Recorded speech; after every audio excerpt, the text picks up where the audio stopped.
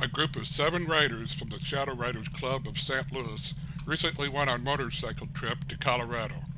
The riders were Rich, Aaron, Lou, Randy, Dale, Mark, and Mike.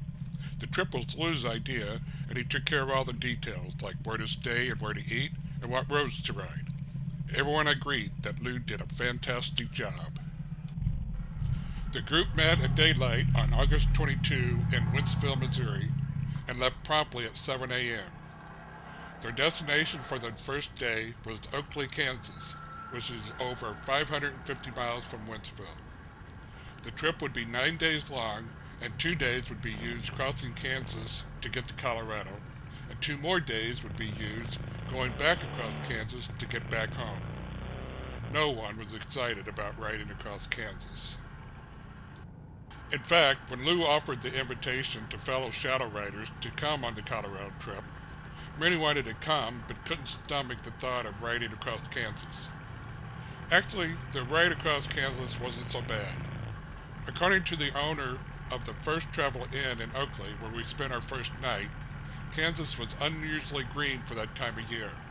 It seems the state had received above average rainfall for the summer, which helped keep the landscape alive with green foliage and grasses, and with the occasional field of sunflowers.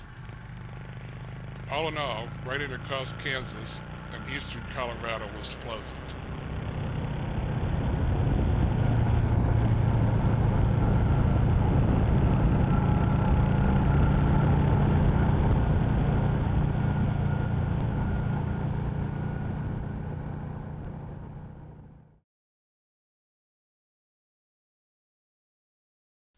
On day 2, everyone is up before daylight and have their bikes packed and loaded before it is fully light out. Everyone is rested and in good spirit and ready to roll. Today, our final destination is Gunnison, Colorado. But first, we make a stop at about 50 miles and have a good breakfast. After breakfast, we hit the road and it's not long before we get our first glimpse of the mountains. At first, we can but faintly see the shape of the mountains, but Rich, who's been to Colorado several times, quickly points out Pikes Peak.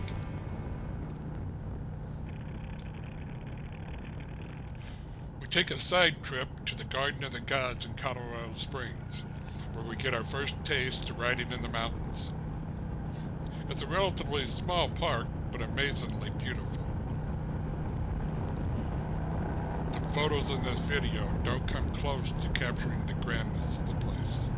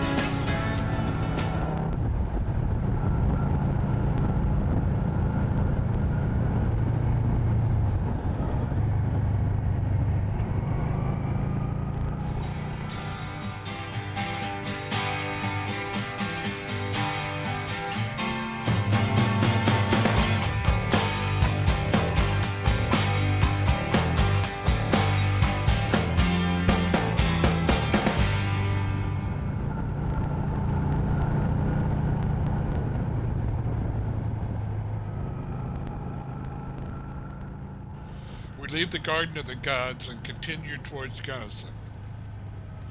The road we take to Gunnison takes us over our first high mountain, over 10,000 feet, I believe.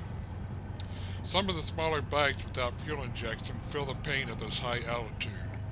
It's a struggle even going downhill, but we make use of the lower gears and make it just fine. Again, the images in this video don't do justice to the beauty of the mountain scenery. You also can't see in this video at several sections of the road where the shoulder of the road drops off suddenly and deeply. Very deeply. We learned quickly that you should always have your rain gear and warm clothing at hand when going up in altitude. Showers occur frequently in the Rockies, and it can get quite cold even in the summer months.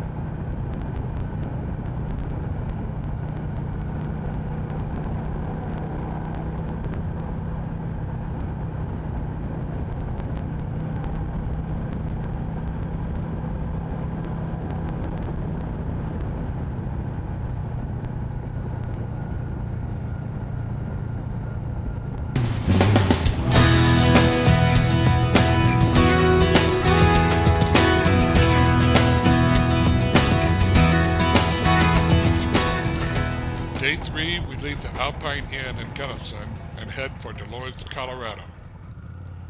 The forecast is not good. The radar shows rain heading everywhere we are headed, and it turns out that radar is pretty darn accurate. It rained the entire time that we were in the mountains, and it was cold, like 40 degrees cold. But we rode through the rain and cold and made the best of it. Some of the guys even said they enjoyed the day's ride, but I think they were just trying to keep spirits and moods high. So there's one good thing I can say about the day's ride. We definitely had a good group of people to ride with.